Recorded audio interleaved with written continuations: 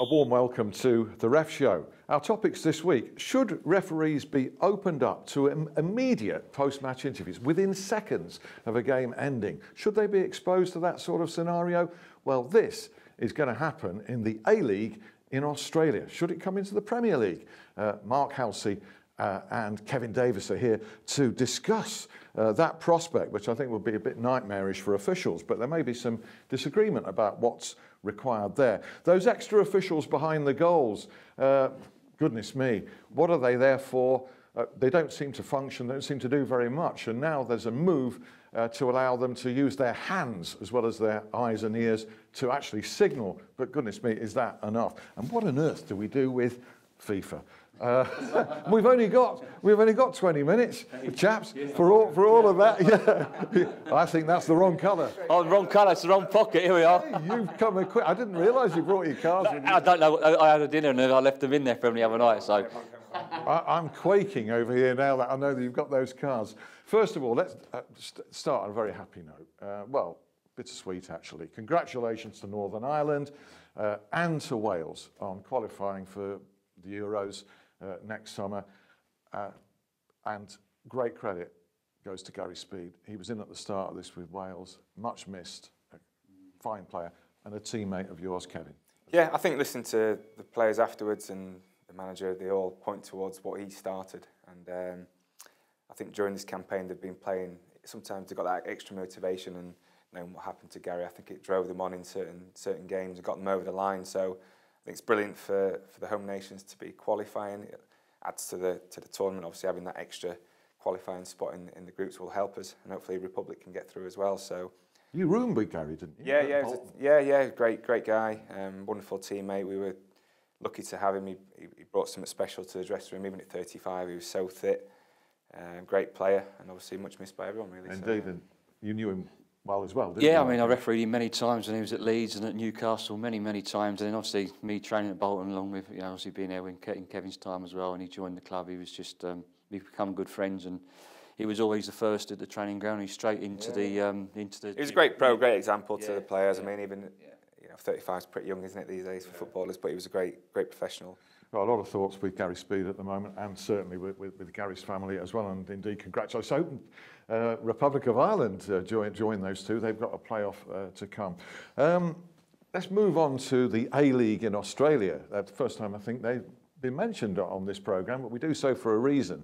There's a move to bring in immediate, and when we say immediate, we mean within seconds of the end of a game, interviews, post-match interviews with match officials. I think Fox Sports are paying for this privilege to get a touchline reporter to put these guys under immediate interrogation on television. Should this happen, Kevin? I don't think so. I think it's too soon. I think there's question marks over whether managers, that they're so wound up after games, big decisions going against them, but they have an obligation obviously to the TV and stuff. But for referees, there may be instances during the game where they're not sure of. They have to make the decision.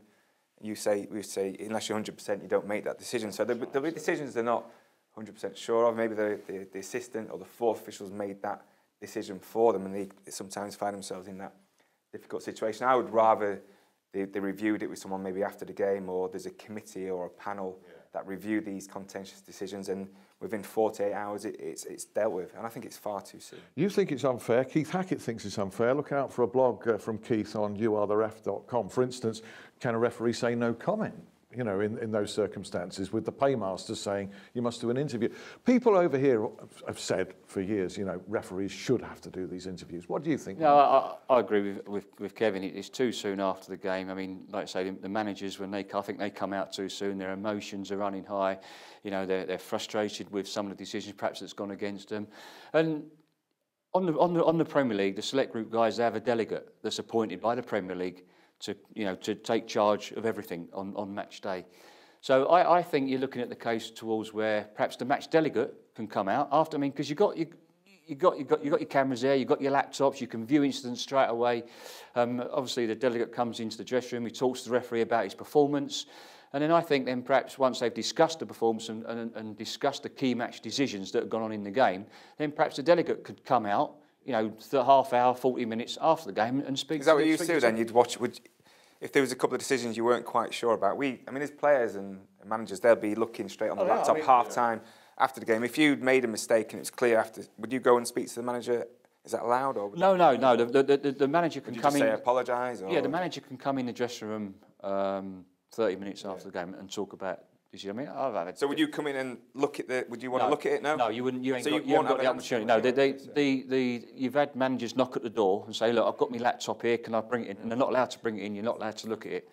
I mean, I've had instances where I've given a big decision just before half time, and the players they all look at it, like you say, they all look at it. I remember a big incident with Phil Neville playing for Everton at Old Trafford, where I'll give a penalty to Man United, as you do, Sir Alex there, but only joking. Not a bottle of red, yeah.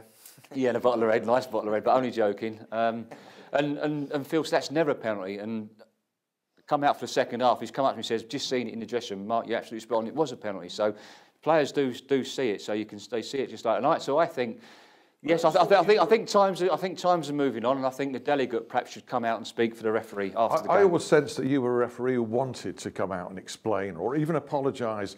That you personally wanted to do that. I did, and I did do it a couple of times, and I got suspended. You only got 2 decisions wrong. Yeah. No, I've got a few more on that, Kevin. But what I'm saying is, it's not going to change the outcome of the game. No, of course it's not. Despite that, you don't agree with it. No, I don't think the referee should be. I don't think the referee should come out and say, because it's too soon. You might come out and say you might think you've made the right decision, and then you might go back and review the game if it was live on telly and watch it back and think, well, I made a mistake, and then you're going to have to apologise somewhere down the line or someone on behalf. But you know what it's like with the media. The referee, if the referee comes out 30, 40 minutes after the game, but the media don't just talk about that one specific incident, and they go back to an incident the week before, the week before that, the week before that. If they just talk about that incident, a matter of fact, and I think that should be done by the delegate who's there in control of the dressing room, and he has access to speak to the managers as well after the game. So you both agree there should be some comment, but it should be from the management side rather than the individual referee? Or the match delegate, because every Premier League game has a match delegate. He represents the management then, doesn't he? So that's a management comment. The other thing is it could jeopardise an appeal, couldn't it, if a referee gives an immediate opinion after a game on a red card that may be appealed. I don't see the reason why they can't work together, these delegates and the FA, and sit around the table every Monday morning when all the games are done, or a Tuesday after the 10 games have gone, and then sit down and say, look, there's 4 or 5 of us, we agreed that was wrong or right, and then it's dealt with. What's wrong with that? Yeah, absolutely. I mean, you go back to incidents that we've had recently with Costa against Arsenal, but the same thing happened at Everton with the same player, but nothing happened. So, like you say, that's it. It's consistent. That's right. And if you have that panel, you would get that consistency every week in, week out, viewing all the incidents. Itself, they'll still disagree. There'll be 5 experts on there. There's still big disagreements with it. You have the majority, exactly. The majority vote. And indeed, this panel disagrees on occasions. Talking about disagreement, there's been a real divide of views on the Hector Moreno challenge in the Champions League, which very sadly left Luke Shaw with a horrendous injury. Many people, pundits on TV, some prominent ones, Alan Shearer, I was speaking to Neil Warnock on this recently, felt it shouldn't have been a red card. Nothing was awarded, in fact. On the refereeing side, you are the ref feel it was a definite red card, but just before you explain why... Hey, listen, he used to, every Monday morning, he don't know nothing about refereeing, he used to come in every Monday morning and moan at me about, the referee, yeah, you did. Pierluigi Collina has spoken from on high and said, this should have been a red card, which is in accordance with you guys on You Are the Ref. Kevin Davies, what's your view? I think it's one of those unfortunate circumstances. I was covering the game with Martin Tyler, and it was one of those... went away, you thought it was going to be okay, and didn't know anything about what happened.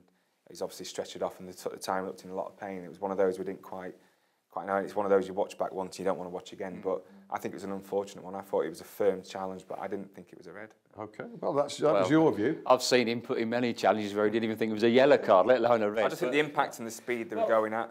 I think if that goes out for a corner, Luke Shaw gets up, everyone plays on, it's not talked about. That's what I feel. It was an unfortunate incident. I think that because of the injury, the challenge was forgotten about.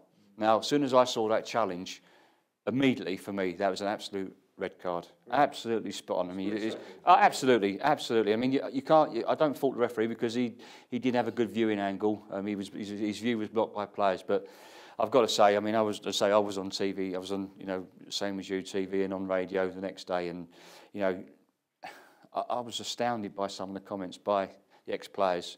But not only that, it's astounded by a comment by an ex-referee, Hal Webb, who said that wasn't a red card. I was absolutely amazed. But yeah, you look at the laws of the game, you know, he's out of control. It doesn't matter whether it's 1 foot, 2-footed, he gets irrespective that he gets the ball.